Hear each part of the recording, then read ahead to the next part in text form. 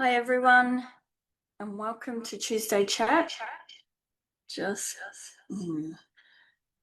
I'm just hoping that you can't hear the echo here. I'm trying to set up the camera that I can share my screen as well.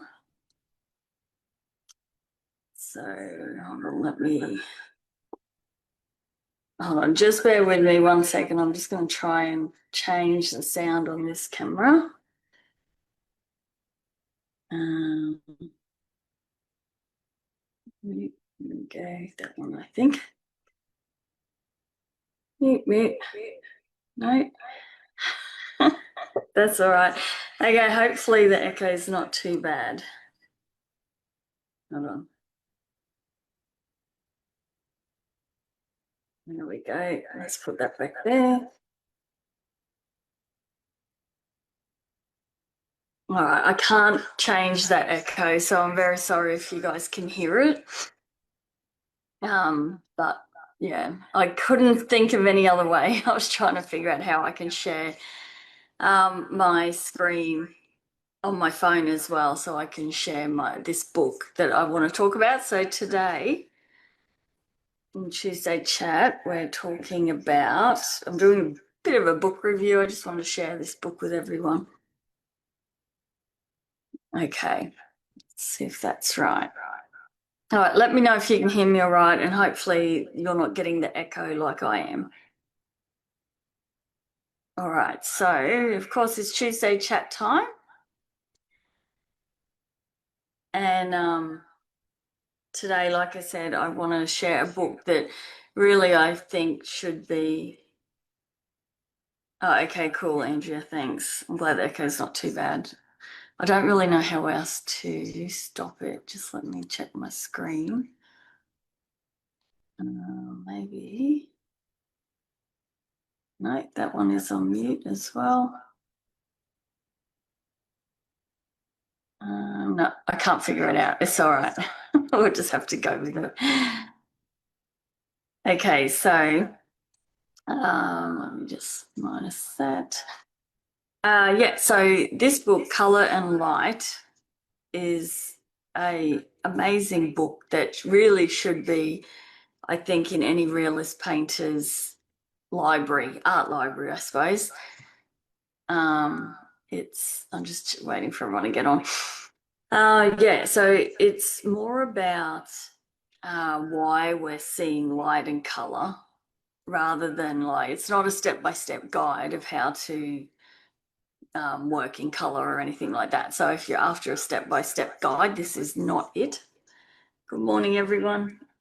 If you're just getting on, I've got an echo and I don't know how to get rid of it. So I'm sorry about that. And hopefully it's not too annoying for everyone. But today I want to share this book review. So I've got 2 cameras set up and that's why the echo is happening. So anyway, all right. So this explains, like I said, more about light and color rather than step by step. And it reinforces our observation skills. So it tells you why rather than how. So it's important to say, it's sort of important to understand the why, I suppose, when we're doing something in realism, before we start learning the how. So when I say it's not a beginner's book, it's still a good one for beginners to have, okay? Because to just have it, to be able to refer back to it and maybe go through it first. And like I said, it sort of is going to help us understand why colors are reacting that way, why light is causing those colors and this, So, yeah, it's not a step-by-step guide, but like I said, it's one you should have in your library. If you're a realist painter and you want to understand how light works, which in turn helps us to understand when we're doing a painting, so that we're not just copying a photo reference image, we can then start to understand why the light is reacting that way and we can then manipulate it as we need to if the photo is not brilliant. So to be able to make those changes, you need to understand more about it, I suppose, to be able to confidently change it to suit what you're after. Okay, so yeah, so like I said, it's very important, I think, to have in most realist painters' library. Okay, it is quite a lot to take in with one read. So it's a book that you would refer back to time and again. So as you got better at your painting and you're starting to, want to bring in certain light effects and stuff, then this is definitely the go-to book to understand why. Oh, Julie, you've got this book? Yeah, I've had it for a while, but I thought, yeah, I'd do a bit of a book review on it because it is so good. Okay, Lynn's on, Julie's on, Holly's on, Karen's on, Lee's on. Everyone's getting on now. So yeah, we're doing a little review and a flip through of James Gurney's Colour and Light. Okay, these were some other reviews that I saw that sort of reinforces that fact it's not just a beginner book. So I'll just read some out. So someone says, I'm not sure this is a book for beginners. It's an awesome resource and I love the illustrations, but I think it's more for someone that is intermediate to advanced. Someone else said they read the book and really think about, read the book and really think about what he's saying. Understand that you need to use your eyes and see the colors, shapes, transitions, and values that he's talking about. He's not saying do X and output Y. He's trying to help you operate your eyes and brain. It's a theory book, not a workbook. Another one said it's more for reference and understanding how specific lighting schemes affect color. Lighting schemes affect color. I used to have it open while doing studies to make sure everything looked right. Someone else said you read it, and as your understanding of how light works in different scenarios increases, you'll be able to use that knowledge to improve your art. And as others have mentioned, it's definitely intermediate and upwards level. Run through the contents to give a good idea. Yeah. So, like I said, even though a lot of these are saying it's more intermediate and upward, I still think if you want to do realism, it's definitely a book you should have even as a beginner, because it will help you understand as you're going why light works that way. Okay, now I'll share the screen and that, but so if you haven't heard of James Gurney, he's the mastermind behind the Dinotopia books, which you probably have heard of Dinotopia, especially if you had kids. But he's also one of the most knowledgeable and generous realist painters alive today. His understanding of both science and imagination is unmatched, and he's got that rare combo of deep technical knowledge and an ability to communicate it clearly. So he has an amazing YouTube channel, and he has a blog called The Gurney Journey, and he shares so much, and he does a lot of plein air painting. That's why he knows how light works, because he spends a lot of time out there on the field studying it. So yeah, but he does give a lot of free information to everyone. So definitely someone to get onto his YouTube channel. And if you like to read The Gurney Journey, I think he's been posting for years and years and years and years. Every couple of days he puts something up. So very prolific and in sharing his knowledge, which is amazing. Okay, so today I'm going to break down the book and why it's sort of a game changer for painters, especially those working in realism. And it doesn't matter if you're using pastels, oils, or anything in between. The theory behind it all works for any medium, okay? All right, so let's start with why this book is such a classic. So Colour and Light isn't just a book of tips or pretty paintings. It's a deep dive into how light really works in the real world. And for us realist painters, understanding that is everything, really. So it helps you understand how to use light to create form and mood. Also learn how different light conditions will change the colour. and also help you to paint more convincingly without relying solely on your reference photo. So like I mentioned before, we work a lot off reference photos, but sometimes we want to change that, or maybe we want the lighting effect to be different. So we might have caught a great photo of, say, a lion at the zoo or something, but we want to position it in a different setting and maybe have it with dappled light coming onto it, or, you know, set it at dawn or sunrise. You know, there's things, as an artist, we can take the photos. A lot of times with animals, we need to go to the zoo, but it's not the setting we want them in. Okay, so by understanding all of this, how color and light work, you can change things around to whatever you want. So James Gurney treats light like a sculptor. He understands it in 3 dimensions, and that understanding gives his work that believable magic. So because he does understand it so well, he can paint anything in any setting and have it at any time of day. So, and of course, this is not something you're going to learn overnight. This takes years and years and years. But this book is a great start. Okay, so some highlights of James Gurney. Like I said, he started as an illustrator, with Dinotopia being one of his most famous works. He paints plein air. He does imaginary worlds, as you can imagine, with dinosaurs and everything in between. He has another book called Imaginative Realism, which again is a great book, but I wanted to focus more on the colour and light. He blends academic study with playful experimentation, and like I said, he's very generous with his knowledge. So his blog and YouTube and books are full of insights. So, and he's one of them artists that doesn't sort of gatekeep or keep sort of things back. He breaks everything down, and shares it so that we can all improve. Okay. All right, so yeah, so this is his Dinotopia, if no one has seen Dinotopia before. Okay, but you probably recognize it. It's a pretty amazing book. Okay, so, and I just wanted to share this fish market one that I was talking about as well. This is that, oh, hopefully the light's not too bad. This is this fish market one by Stanthorpe Forbes that took him a year of going plein air, and he used models and rotting fish and all the rest of it, and quite amazing.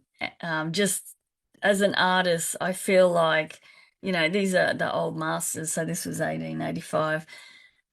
Would we spend a whole year going back to the same spot, and it could only be like he had all the weather elements against him and everything? I don't know if we would have that patience, would we? We'll see, maybe. All right, so let's go through. So he has that bit at the start all about some of the masters and how they use color. Okay, but I feel like this is the most important section for say something for me, is sources of light. So he goes through and explains. I'm trying to get this lighting so it's not too glary. Each source of light, and it's really it would be really useful. So like direct sunlight, so on a clear sunny day, it has 3 different systems of illumination. So the sun itself, the blue sky, and the reflected light from the illuminated objects. The second 2 sources of light derive entirely from the first and should be subordinated to it. So only someone who studies light that much would know this, but so he's breaking it down. And yeah, usually with direct sunlight, you're not really thinking of too much about the different types of light, but so direct sunlight is one. Overcast light. So most people like sunny, cloudless days, but artists and photographers often prefer the soft illumination of a cloud-covered sky. The layer of clouds diffuses the sunlight, eliminating the extreme contrast of light and shadow. So you know, like I was saying, by studying all of this, it might be a sunny day that you've taken your reference photo in, but if you want it to be overcast, if you know how the light works, then you can change your painting to suit it. Window light, so there's another form of light. So interior scenes in daylight are often lit by the soft light that enters the room through windows or open doors. This light has traditionally been popular with artists because of its constancy and its simplifying effect. Candlelight and firelight. So I think with his Dinotopia series, he uses a lot of that candlelight and firelight in a lot of his works. But candlelight, lantern light, and firelight are all yellow-orange in color. The light is fairly weak, dropping off rapidly as objects recede from the flame. After the sun sets and twilight deepens, the effect of flame-based light becomes more noticeable. So again, like if you wanted to do a painting that, you know, had some people sitting around a fireplace or an open fire outside, knowing how the light from that fire works is important. Indoor electric light. The most common indoor lights are incandescent and fluorescent. To paint their effects, you have to keep in mind three qualities: relative brightness, hardness or softness, and color cast. And just, you can see, it just goes into so much detail about each one. Street lights and night conditions. So before outdoor electric light was developed in the late 19th century, there were two colors of light at night: moonlight, which appears blue or gray, and orange flame-based light. As electric lighting developed, new colors entered the nightscape.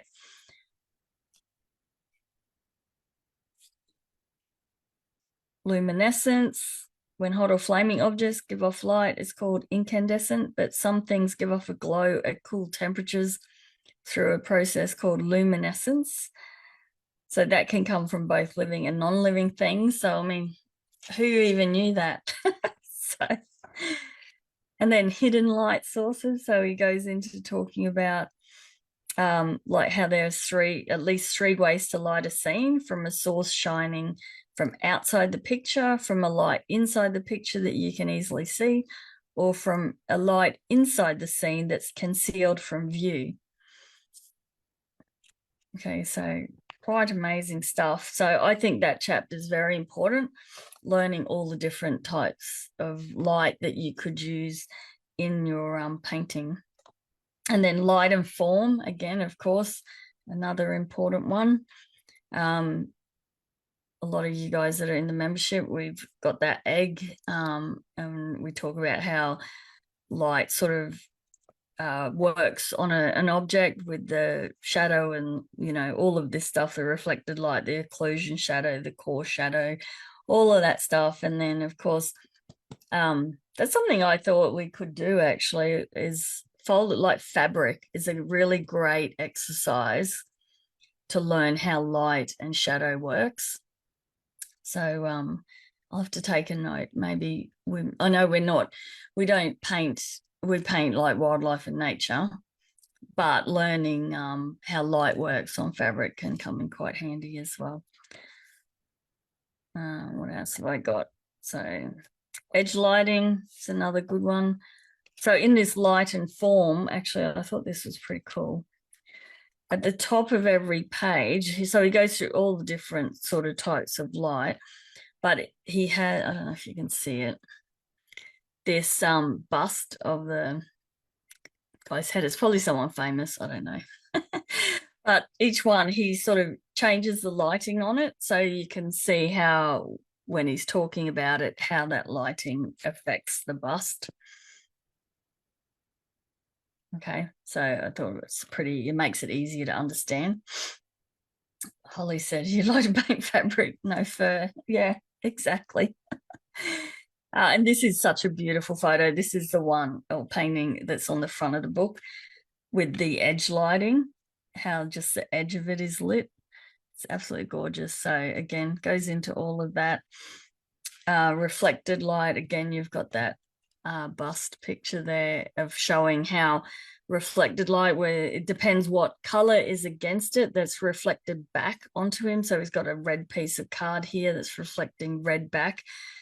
And this one is a little, it's a little trick to see if you pick it up, that you can see the red ball here is casting green light and the green ball is casting red light. So he's messed the photos up to see if you could see that it's wrong. The green ball should be up here because it's casting green light, and the red ball should be down there because it's throwing the red light. Okay, so just looking at what's around where the light is coming from, sort of things like that, it just makes your paintings more realistic if you know how, you know, what colors to throw up against it if you're doing that sort of thing. And then, yeah, like there's heaps and heaps of stuff through here. This one I thought was interesting as well. A world without color. So what does color add to a picture? How does it affect us? One way to find out is to drain all the color out of an autumn landscape. It's still possible to understand what's going on, but much of the emotional flavor is missing. It's like eating pancakes without maple syrup. So you can see here in this little black and white of the same painting as here. And yeah, definitely the color just changes it completely, doesn't it? It brings all the warmth of autumn and that to it.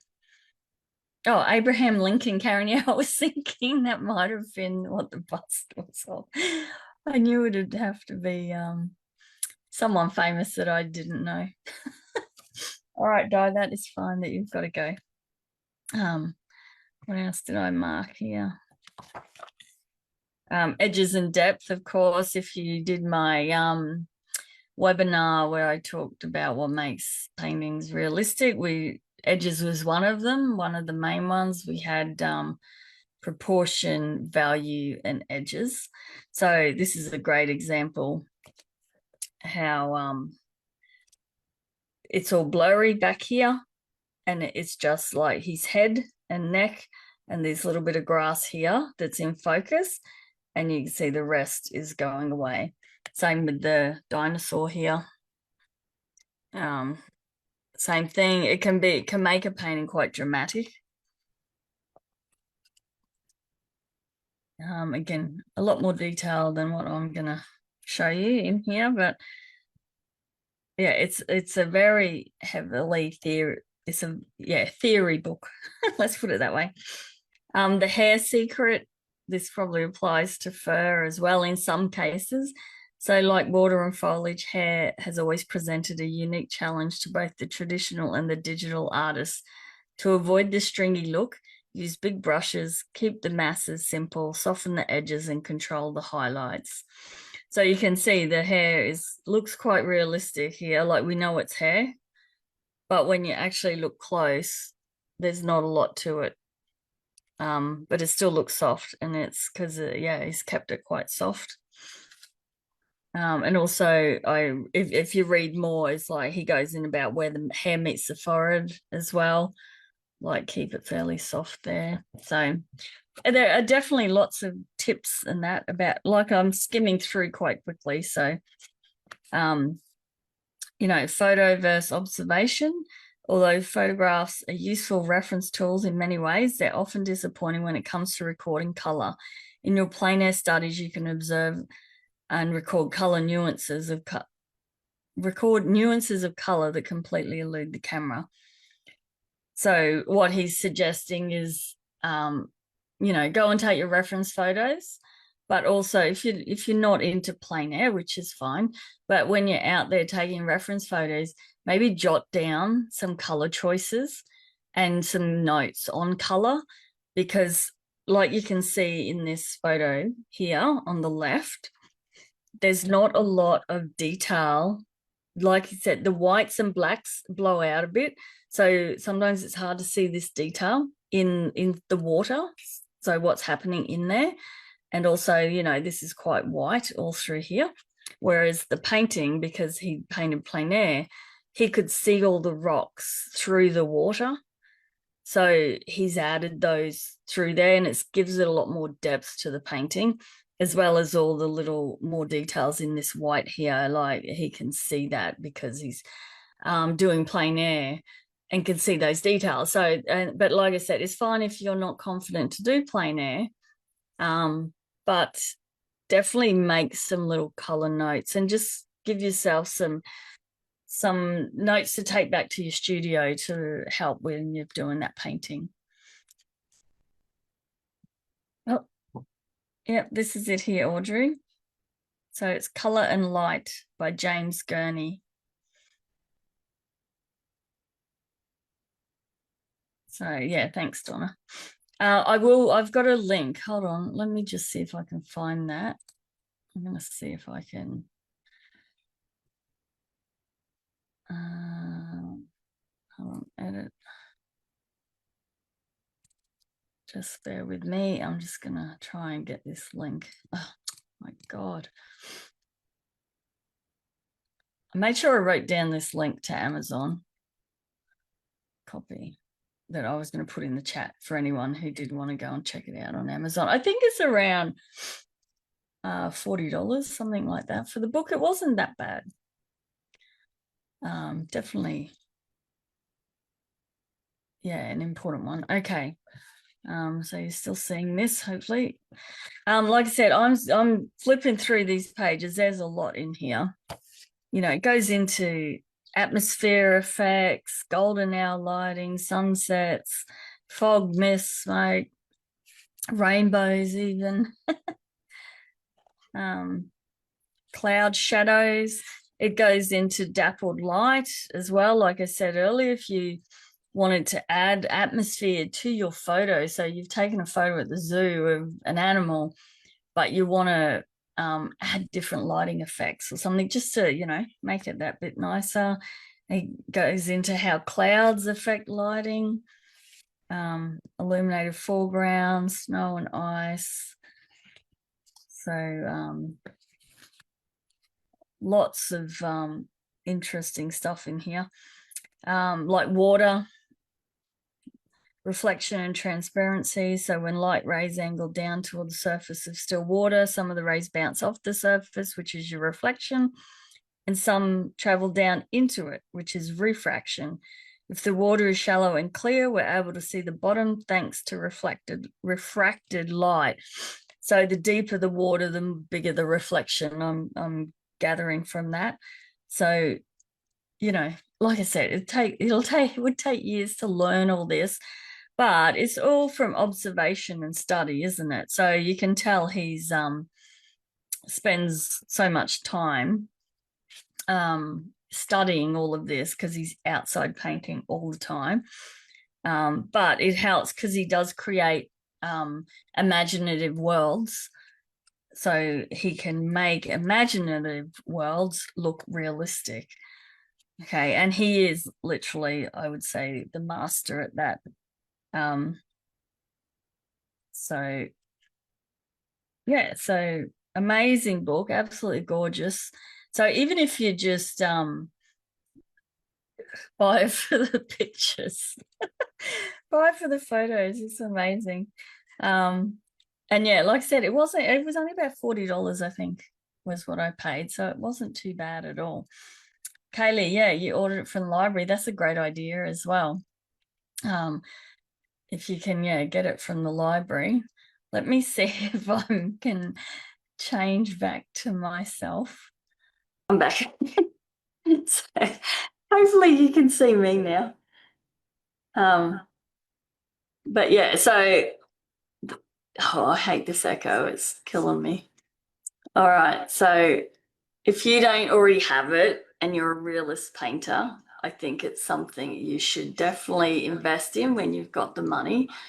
And just have it, like I said, it'll just, you know, you might not read through it all in one go, but it's something you can always refer back to, especially I think as you get better and better at painting, you'll go, oh, wait on, James would have mentioned something about that. And you can go back and refer to the book whenever you want, if you sort of, want to change some lighting or look at how color works with different scenarios in a landscape. So even if you only just study one section a month or something, then it's definitely, again, like me, I have to read things 1,000 times for them to actually sink in. So I could read this book right through and totally forget half of what was in there. So it's something you definitely got to refer back to all the time. All right, Marianne says she can see me now, which is wonderful. Yeah, so like I said, he does have another book, Imaginative Realism, it's called, but I think for what we do, and I suppose if you were into wanting to paint things that are out of your imagination, I suppose it doesn't have to be. James paints like unusual worlds with dinosaurs and like different creatures and things that he's just made up as well. But the Imaginative Realism book, maybe I'll do a look through that one another time, but that's a good one, I suppose, if you're trying to come up with a painting that's totally in your head. I know we have AI now that can help us with that, but if you want to work just straight out of your own brain, then the other book is probably a handy one as well. But for us realist artists, just understanding how colour and light work, this is definitely the go-to, the colour and light. Now, I did want to just share, I'll put the links in as well. Hold on, I'm just getting to it. Copy. Let me see if I can't share. I wonder if I can close that. No. I thought I might be able to share my screen. Yes, I can. Okay, hopefully this works. Okay, this is the Gurney journey. So I'll put the link in the chat, but it's gurneyjourneyblogspot.com. And this is James's blog that he's been running. Here we go, since 2007. So this is how many posts every year, 170 posts in 2007, 390 in 2008, 413 in 2009, and it just goes on and on and on. So yeah, they're just short and sweet, and but there's some interesting stuff in here if you like to read. And then let me just go to James Gurney. YouTube. And YouTube's pretty cool. He shows a lot of plein air stuff, lots of information, lots of tips. Now, I know he's a painter, and we do pastel, but it all would work with the same. He's more, when he's doing plein air, he's talking about how the light is like working against the painting. So another great YouTube channel to check out and learn from as well. So I'm just going to stop the share. I just want to try and get, hold on. I wanted to just put the links to those in the chat just so that people can go to them later, because you should be able to see the chat even on the replay, hopefully. Okay, so that's his blog and his YouTube. All right, well, thanks for bearing with me through this, trying to figure out cameras. It's always a learning curve for me. So yeah, so I hope that was fun and you got to see inside this amazing book. And it's maybe for those that feel like they want to learn more about that, or go and check his YouTube out first before purchasing the book. But like I said, I love having art books. I quite often invest in them. I haven't read them all, but I have a library of art books that I think are useful, and they're there for when I want to refer to one of them if I need to. Okay.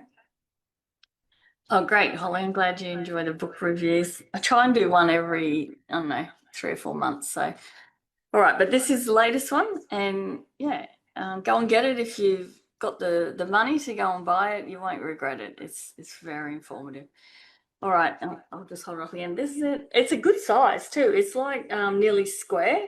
So when you open it up, you see the pictures really big. So it's good and great quality. And like I said, I think it was only $40 Australian. So pretty happy with that. All right, guys. I will see you next week and have a great day. I'm off to help my son move house. So yeah, busy day ahead. And yeah. Catch you all later. Bye.